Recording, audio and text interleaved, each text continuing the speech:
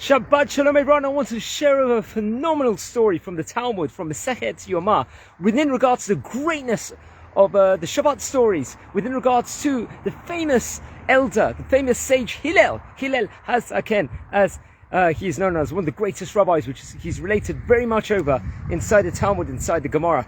And what's interesting is, it's one time, it happened to be on a Friday. He was working, he used to work very, very, very hard throughout the day and would learn a huge amount of Torah in the evening and the rest of the day. So he went to work, he was a wood chopper, he went to the forests and chopped wood and to make a salary from that. However, usually he would make a double salary on an average day. However, on this specific day, he only made one coin instead of the 2 coins. So back in those days, they had to go inside to enter the Bet Midrash to learn and to listen to the shiur, which he wanted to hear Rabbi Avtalian, Shmaya and Avtalian. He had to pay a full sum of money, but he only had half the amount because he earned less money on this specific day. So what would he do, friends?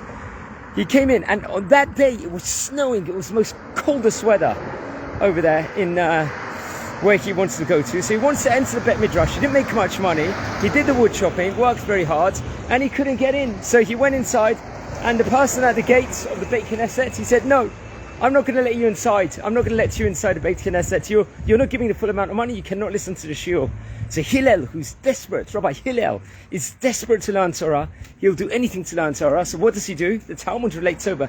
He actually climbs on top of the building. He goes onto the roof. He sees a window on the roof. So he says, "Look, I can't come inside and enter the Beit Midrash. At least I can listen and put my head on top of the roof, and I'll listen to what's going on in the shiur. What's the great words of Avtalian and Shmaya and Avtalian. I can actually listen to what they are teaching."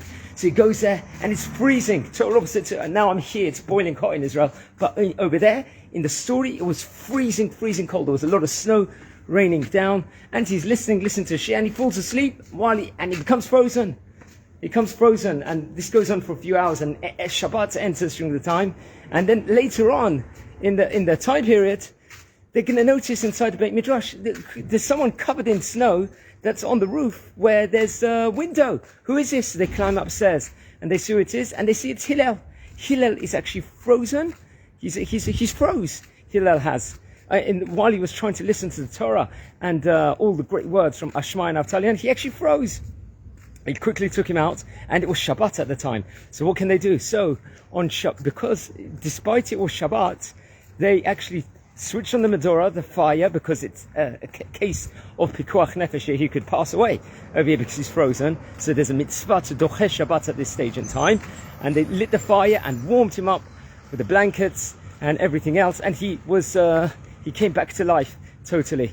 And that's this was a story that actually occurred on Shabbat. It's related over in the Talmud on Masechet Yoma. And 2 lessons can be learned about that. You know, how great it is, to even listen to words of Torah. You've got it for free everywhere. We can go to a Beit Midrash wherever we are. We can go online, listen to so many different shiurim. Look at the Mesirat Nefesh Hillel went through. He was so desperate to hear the words of the Torah. See what he did. Now the message is that, God forbid, if there's an emergency situation on Shabbat itself that occurs, don't be too righteous straight away. Then you'd have to call an ambulance. There could be, I saw it one time, there was someone that collapsed and everyone hesitated to call the ambulance. They were all worried about each other, but no, straight away you call the ambulance and get the person the help.